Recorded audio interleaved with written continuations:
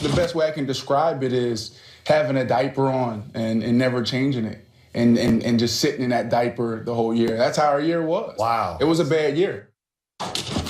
Oh, Brandon Marshall. He was comparing the Jets' 5-11 season to having a diaper on and never changing it. Mark Schlereth in the house. How we doing? I'm doing Happy New great. Year. Happy New Year to you guys. Well, at what point do you stop saying Happy New Year? I think a while ago at this point. Whatever. Really? Yeah, You're I mean, such a hater. No, I'm like everyone. I guess if you haven't seen someone yet, but like, what if it's March? Do you still say? You know what I mean? I haven't seen Mark. Like the guy that comes up to you at the end of January and gives you the Happy New Year's. Like, it's time. Listen, Let's move on. I was going to wish move you on. guys Okay, happiness, good. health, and wealth, and now I have nothing to say to Okay. either of you. So I'm going to Great. turn to Stephen A. All right. Stephen A., is it time to stop taking Brandon Marshall seriously? Yes, it is. Seriously, it is. And it's not an easy thing for me to say. I'm certainly not trying to insult him in any way. I know Brandon Marshall. He's good people, got a lot of love for him, a lot of things that he's overcome. And I applaud the brother and I respect the hell out of him. But it is time to stop taking him seriously when it comes to him talking about his team, because he's never honest until it's too late. He sits up there and he's the biggest cheerleader for every quarterback imaginable, and I guess you're supposed to be. But whether it's Ryan Fitzpatrick, Geno, Bryce Petty, whatever, he'll have you thinking they're the second coming, just like he had everybody trying to think that Jay Cutler was the second coming.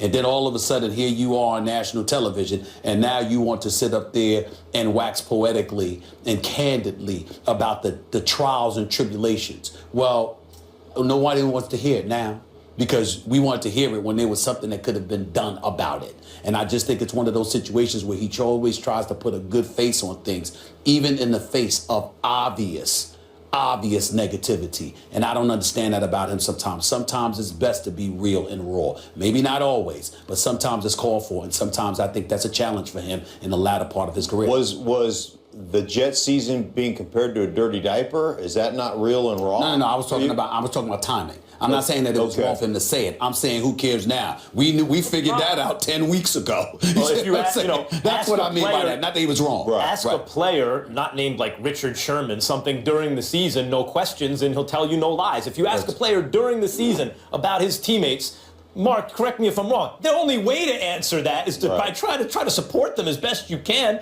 which is what he does. Season's over. He has a job commenting on football. So now you get the straight dope from Brandon Marshall. I got no problem with that. I don't have a problem with it either. And as far as, Ryan Fitzpatrick or any of these things, you look at the Jets season, you look at their off season, their inability to secure the quarterback, they're not wanting to pay the quarterback after. And I understand Ryan Fitzpatrick is a journeyman guy, but he had success last season. They won 10 games last season.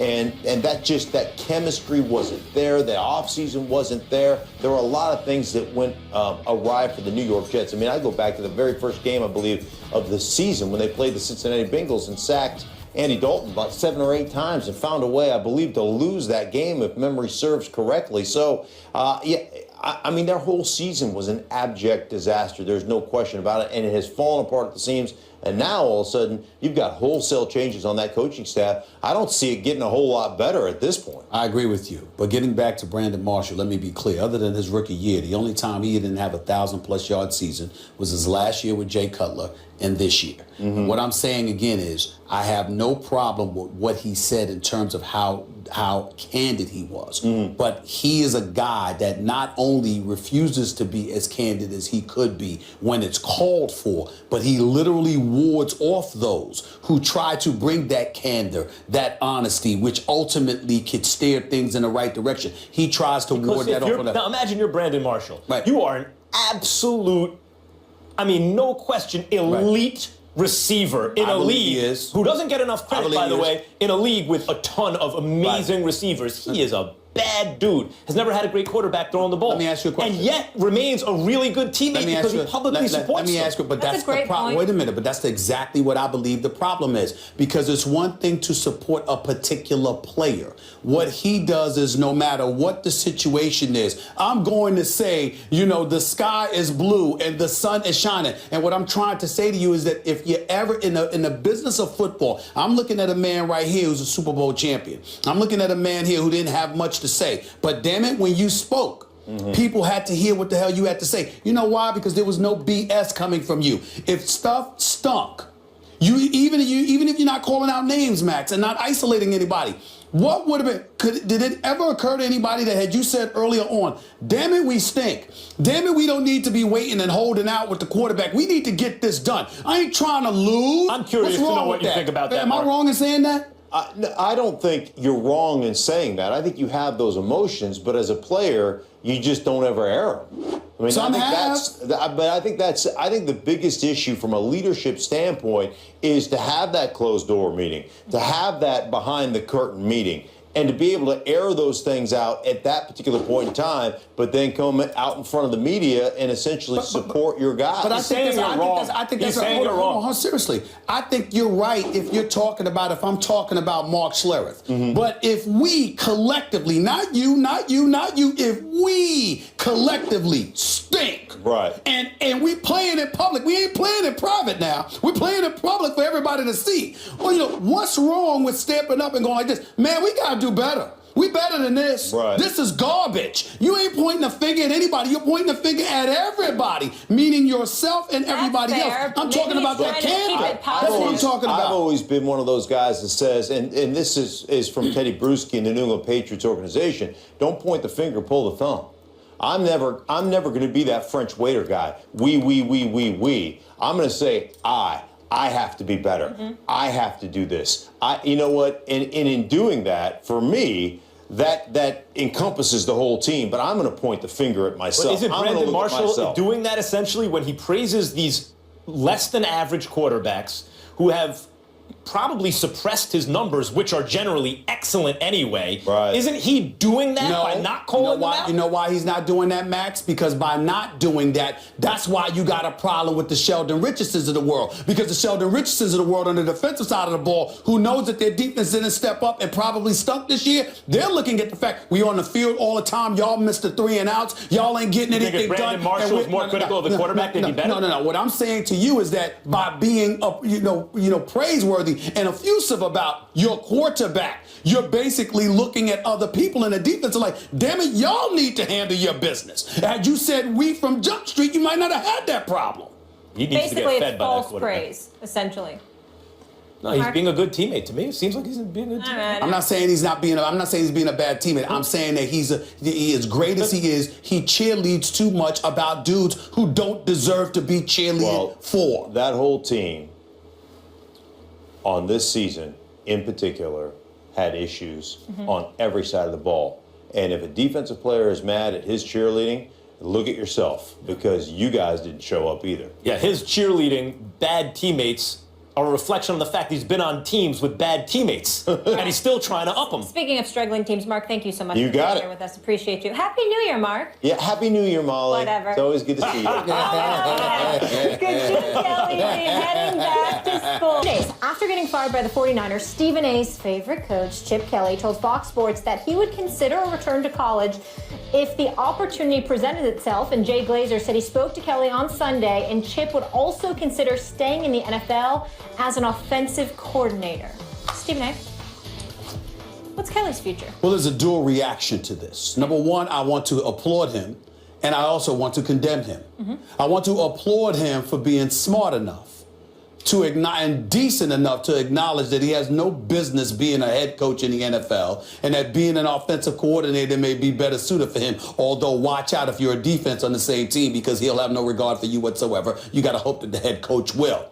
On the other hand, going back to the NFL head coaching subject, he has no business being a head coach on the NFL level. He needs to go back to college football, because he's somebody that clearly has not learned the error of his ways. And I also think it's a damn shame that he's in a position where he gets his pick of the litter, because I don't think he's proven anything. This is a dude that's fired and is going to walk away with about $15 million. He gets fired after with the penultimate game last season by the Philadelphia Eagles. In less than a month, he's got another job paying him $6 million, only in America. So much for that Rooney Rule. Then he gets the job in San Francisco, stinks up the joint, loses about 14 straight, during this season. What happens? Okay, you could go out the door, but you could take the $15 million with you. I mean, damn, Don King and Bob Aaron together couldn't have pulled this off. This is ridiculous. Like Chip's agent. But it is what it is. Chip's agents are doing a great job, no doubt about that. that he needs to go to college because what he does on the NFL level reduces his defenses to being sacrificial lambs. He does not look out for them. He throws them to the wolves. He has no regard for them whatsoever. And as a result, he has no business being a head coach because he has proven he is purely a college coach who needs to be right back on the collegiate level where the NCAA can sit up there and contribute to making him look bigger than what he is. Question is, what is Chip Kelly's future? And the answer is, his immediate future is he's going to college. He's going to back to college. He's going to revive a bad program. They will have a high-flying offense because you have so many extra bodies in college and they're kids and you can use them differently. It's more successful on the college level and has been successful. It has not been successful on the professional level. Once he revives that program, that'll go on for several years, and then he will find himself eventually, Stephen A., once again being the darling of the coaching world. And I expect at that point, he will get another shot as an NFL head coach.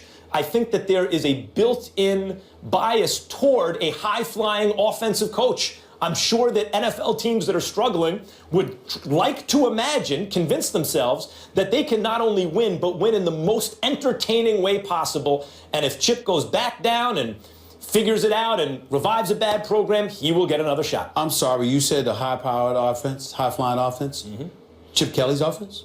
27th ranked 49ers offense? Not, as I said, it has not worked on the worst pro level. attack in the NFL. Yeah. On the college level. All I'm saying is that I'm talking about the reason why I'm not knocking you for it. I'm simply saying that is like a damn oxymoron. It don't belong in the same damn sentence. Because when we talk about Chip Kelly as an NFL coach, that has not been the case. Right. It's not been the case. How about He in does not college? deserve. Honestly. That's why he needs to go back That's there. what I said. He doesn't need to be in Stephen the A. NFL. But people will forget.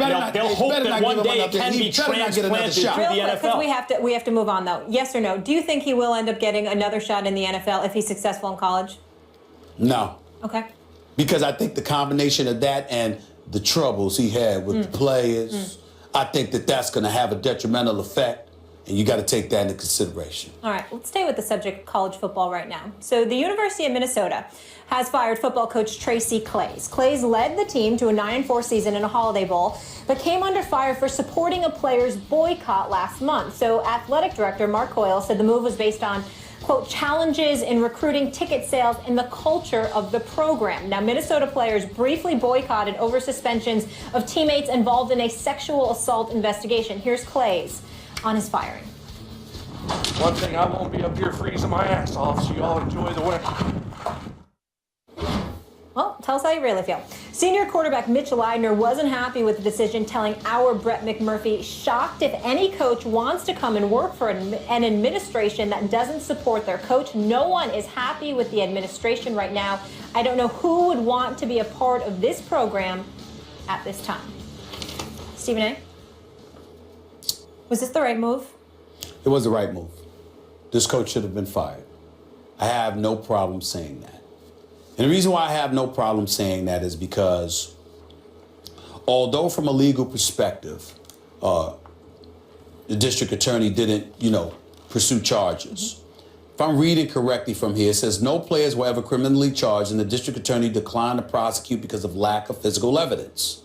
But a separate investigation by the university's Office of Equal Opportunity and Affirmative Action found that several players had violated the school's sexual assault and sexual harassment codes, and all 10 violated the student conduct policy. If the university that hired you comes to that conclusion, you don't come out publicly and speak on behalf of players who had nothing to do with this, who just want to stand up and protest to come to the defense of their teammates. They weren't there, not all of them. You couldn't provide an eyewitness account. Yep. So as a result, the players, first of all, should have never boycotted. But even in the event that you choose to, as the head coach, your number one obligation is not just to represent the players as a football coach. You're the face of the university and its football program. And to sit up there and to come out publicly decrying the university and siding with the players, knowing that they may not have had all the facts available to them, is the height of irresponsibility, particularly considering the seriousness of this case. He should have fell back and said, let's further investigate the situation, as opposed to saying, I support the players' boycott. Also in the wake of Baylor in the Arpaio situation and how that was mishandled. It's a very aggressive thing for the University of Minnesota to do, to fire a coach based on a tweet that supports his players without acknowledging the accuser, because that's essentially what just happened. Given what's gone on at that place, however, recently, many, I'm sure, will applaud that. I mean, a lip service is paid to that whenever we hear about, I mean, it always comes down to due process, well, wait for the facts to come out versus wait a minute. Aren't we always saying we want to see really aggressive responses to sexual harassment and assault charges even? So that's here what this is. And people who are in that camp should be happy about how aggressive they are. And people who feel that it's become such a sensitive issue that even supporting the players without acknowledging the accuser can get you fired are not going to like it as much. Well, I'm just saying he should not have come out so publicly on one side or the other. You're the football coach. You weren't there. The players who are protesting, because my biggest problem is that the players are protesting. Were you there providing an eyewitness account proclaiming their innocence? If that answer is no, then what are you protesting? What are you talking about? Due process wasn't granted. How do you know that? That doesn't make any sense. And as a football coach, there are so many holes. There are so many holes. All you had to do was fall back and lean on the administration. Because at the end of the day, whether it's the school president, the chancellor, the athletic director, you are a subordinate. Know your position and play it. Understand the players privately. This is what my situation is. I won't speak against y'all. But publicly, the university makes this call, not me. That's all he had to say. But to come out so publicly and conduct himself that way, it showed a heightened level of insensitivity to the alleged victim, okay? And it just seemed irresponsible and juvenile on his part. I think he deserved to be fired. Yeah, and that interview, a little juvenile as well. I appreciate the precedent that the University of Minnesota is setting here.